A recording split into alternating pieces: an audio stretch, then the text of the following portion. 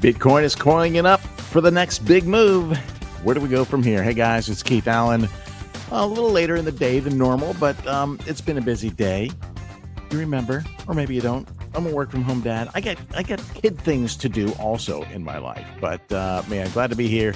Been quite the week here for us with Bitcoin price action, really the whole market. But I think we've got a lot to talk about here today. So we're going to climb right in. We're going to talk about some of the things that I'm seeing. I'm going to show you the tools, the charts, the data that I'm using to really give myself a comprehensive view of the market and try and navigate this thing. So, it's clear that the market is very happy with the president, and he has so far put a few executive orders in place that appear to be very crypto friendly. So that's bullish, right? Fundamentally bullish. At least they have the potential to be fundamentally bullish. Nothing has really happened yet other than he stated he wants to do these things. One of those things is putting together basically a crypto task force within the SEC, led by Hester Pierce, who is and has been an SEC commissioner, who has been quite crypto friendly in the past, but she was working under Gary Gensler. So how much could she do? So they're basically working on putting together a defined regulatory framework for crypto, for the digital asset class. So that's a big thing. And then there was another executive order about a reserve. Now, it was originally thought and maybe presented as a Bitcoin strategic reserve, and now it's a called a digital asset reserve, which means maybe they're not just limited to Bitcoin. And that opens up a whole other can of worms, and we're not going to get into that today. But there's obviously some speculation going on around that as well, especially with XRP, because XRP is getting slammed because they're trying to make sure that they're involved in this strategic reserve. Litecoin is placing a bid at that as well, but we'll have to see how things develop there as things move forward. Nonetheless, right, fundamentally sound news or not, this does not eliminate, and of course price is going up, right? But this does not eliminate the possibility of a deep correction. Doesn't seem like that's happening right now, especially since we're just really trying to validate this RS flip above 100K here this week. But just know that up only, never is it really a thing, okay? We go up for a little while, but there are corrections, and historically we have seen corrections, deep corrections in Bitcoin over the years in all of the previous cycles, and I'm talking 20 to 50% corrections. So I don't think that's happening here this week. However, I do want to point out some of those targets. We had some engagement on the X platform today about one of the targets I have marked on my chart. So we're going to talk about that, why that is relevant, why that's even a line on my chart. And we're going to look at some of the other data and charts, including liquidity in the order book with fire charts to get kind of a baseline perspective of where things might be headed here in the short term and in the and down the road a bit. So without further ado, we'll get into sharing charts. If you haven't done so yet, do me a favor, smash each and every one of the buttons, especially make sure you hit that subscribe button if you haven't done so yet, so you don't miss any of the future streams. We're going to start today on the candle chart over on TradingView because we have we're enjoying a nice trend precognition signal on the day that, kind of guides the way here. And well, that's the weekly actually. But on the daily, we have a signal as well. So somebody had asked me what this line represents here at 75.9K. And I first put this here when we started in this just tremendous rally from election day. All right. Here was election day, November 5th, and price just started ripping.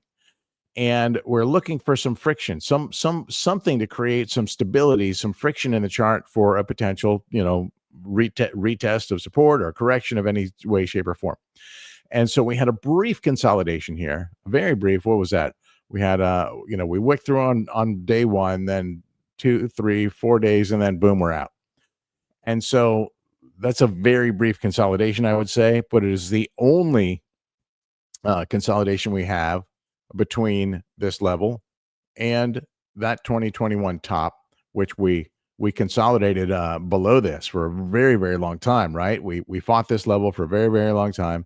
I'm going to go ahead and clear out the trend precognition that it's clear we have a signal there, and make it easier for us to see the charts here. So this is a potential, number one, it was a potential consolidation range, very brief one. Again, I might add. You'll notice that it also has confluence at the moment with the 200-day moving average. Maybe that's not a coincidence. And if we go to the weekly chart, we'll see that it has confluence, or it's about to have confluence with the 50-week moving average, and oh no, excuse me, we're above the 50. It's about to have confluence with the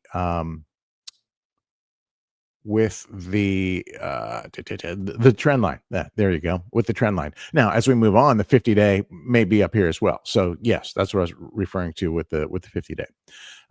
Nonetheless, oh, and by the way, guys, live chat is open here on YouTube if you want to chime in. Always enjoy engaging with you guys. So in terms of corrections or potential corrections, let's just say, we look through history and we can see there's a lot of history with deep corrections. This one was just a monster. I don't think we're going to see a 75% correction unless we have, crazy black swan event. But these 30 to 40, 20, we've not hit it yet. Doesn't mean it's coming soon, but at some point it will most likely develop. Very high probability in my opinion. And so what does a 30% correction look like from here? Specifically, where does that target put us? From here, that target would put us right at 30%, and we would have confluence with the trend line, about mid-February, if that were to develop.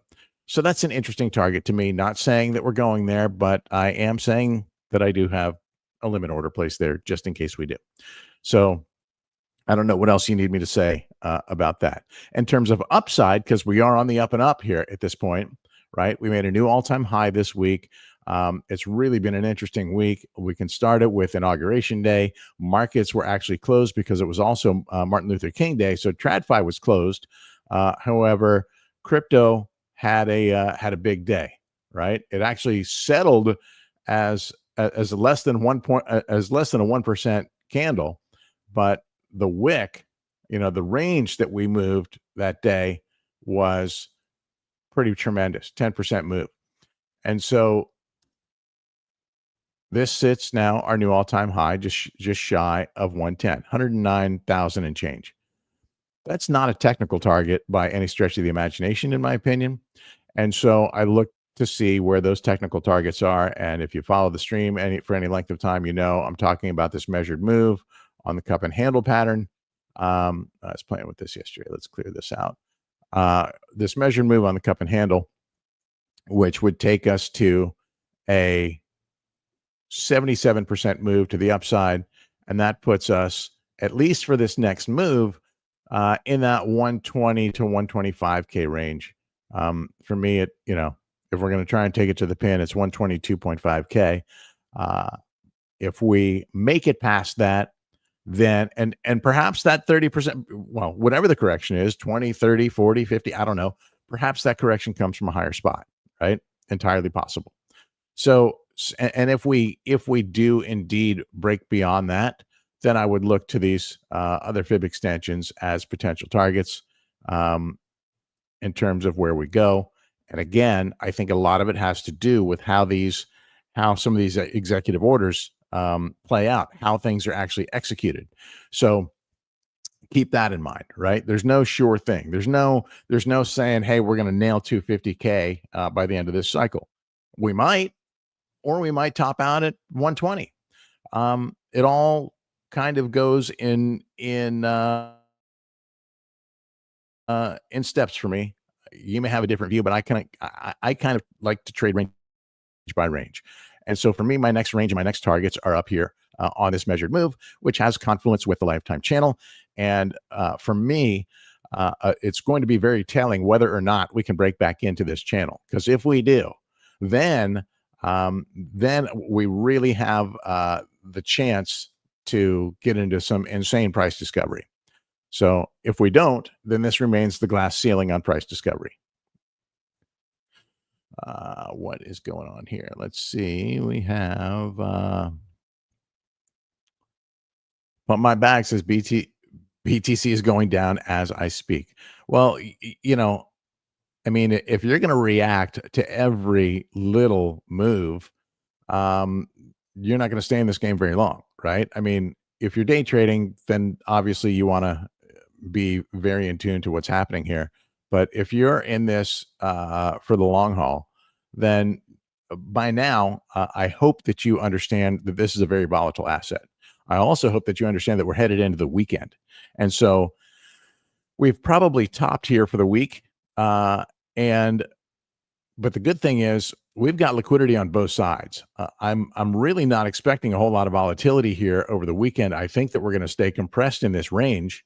And then maybe on as we near the weekly close, we might start seeing some activity try and break us out of here. I would say though, and I mean this, I truly think that it would be healthy. Look, we've got some nice support down here above 100K, right? We're trying to RS flip this 100K. And so I think it would be healthy, just like this was very healthy to consolidate here.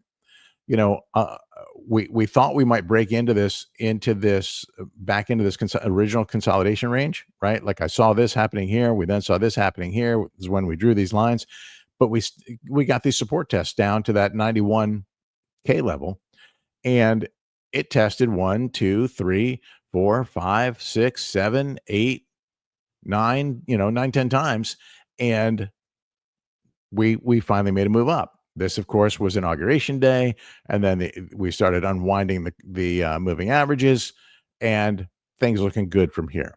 So, in my opinion, it would be healthy and make for a stronger move, not just a stronger move up, but a better foundation for the move back down if we consolidate above 100K for a little bit. Is that going to be just for this week?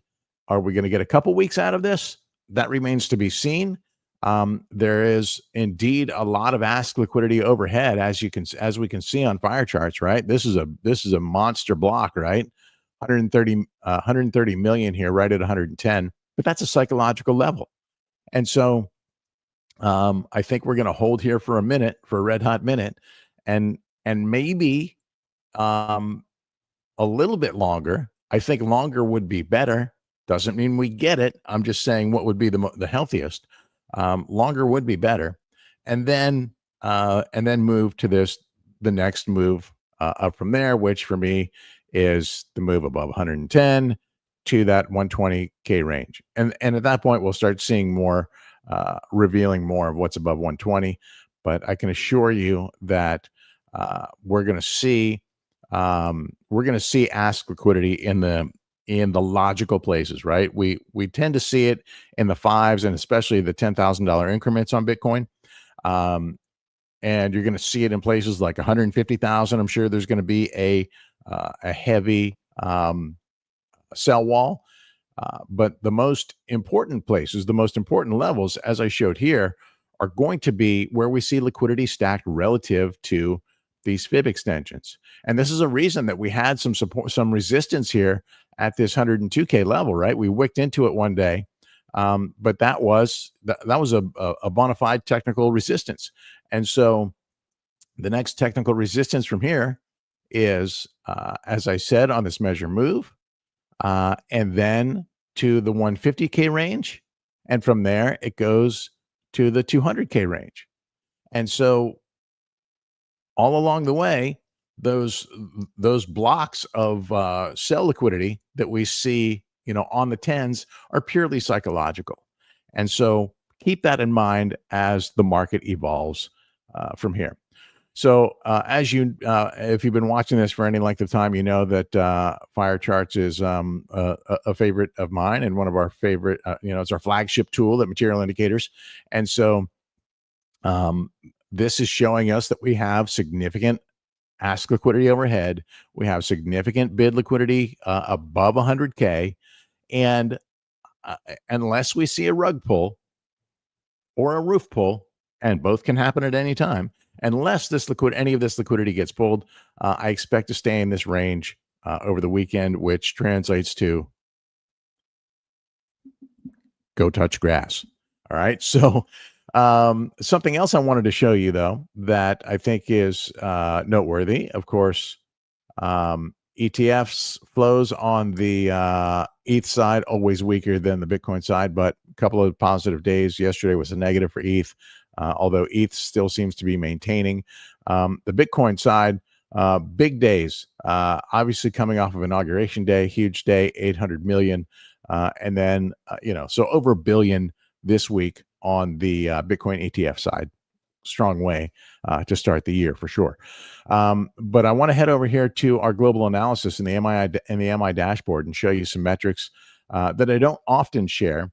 This is the beta alts to BTC relationship, and basically we're identifying that we are in a period of high beta, and we've got descriptions that explain for anybody who's new to these how they all work, but typically high betas are observed near local bottoms and low betas are observed near local tops. Well, we certainly have that happening here, and it doesn't, it's not it's not like an instantaneous thing, right? We could grind in this level, and that's really what I want to see happen is to see us chop here a little bit, whether you call it chopping, crabbing, whatever you want to call it.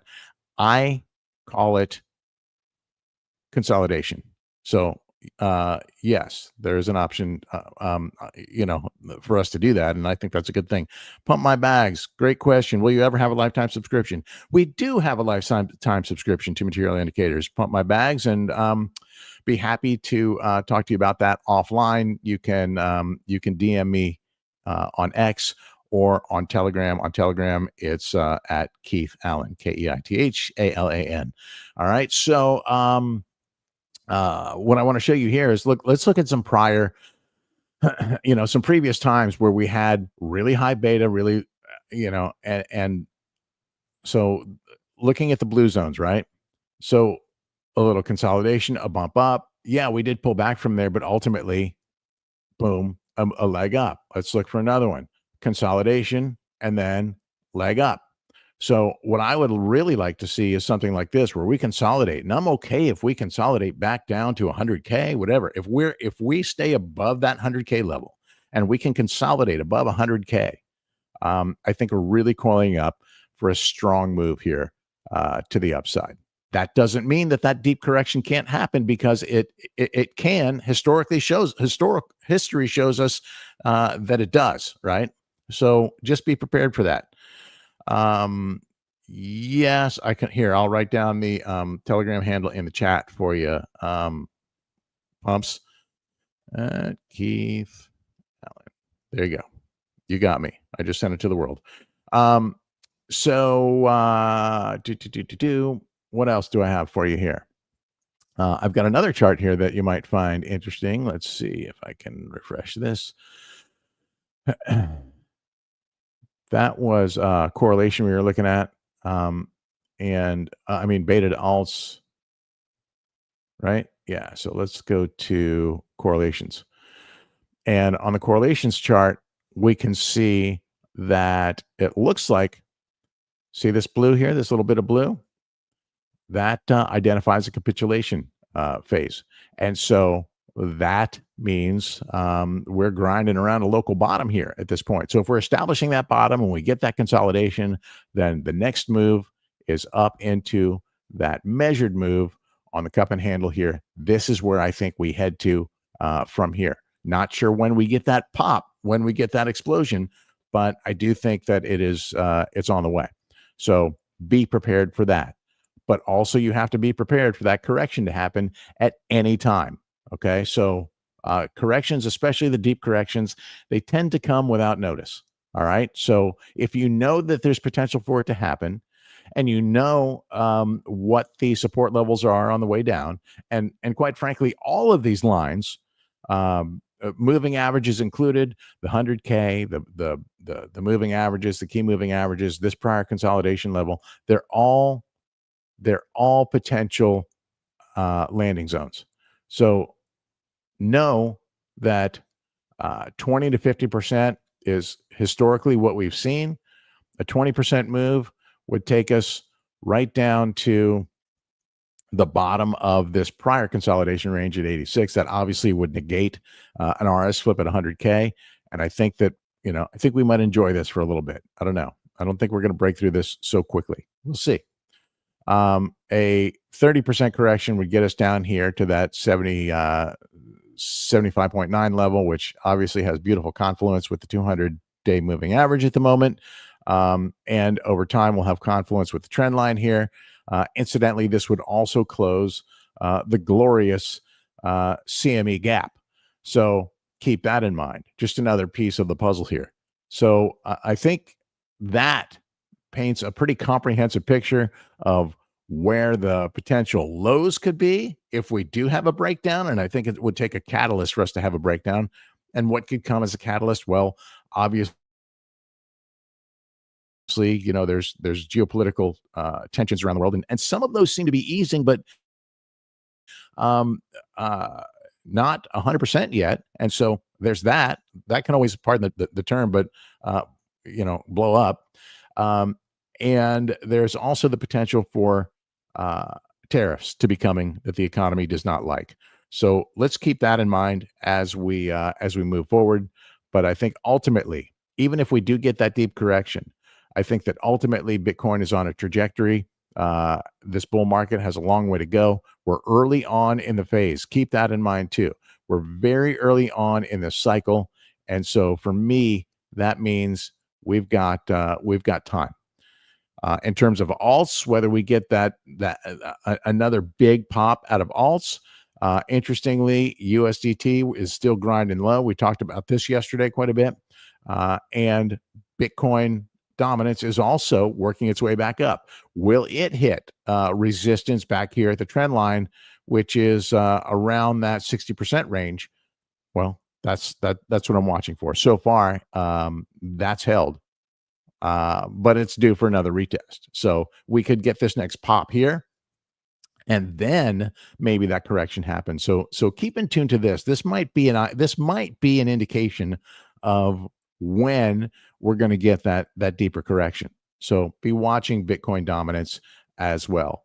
I'm going to leave you with a parting view of the order book heat map with fire charts, and I think this illustrates really what we're dealing with right now. We've got decent liquidity in the range.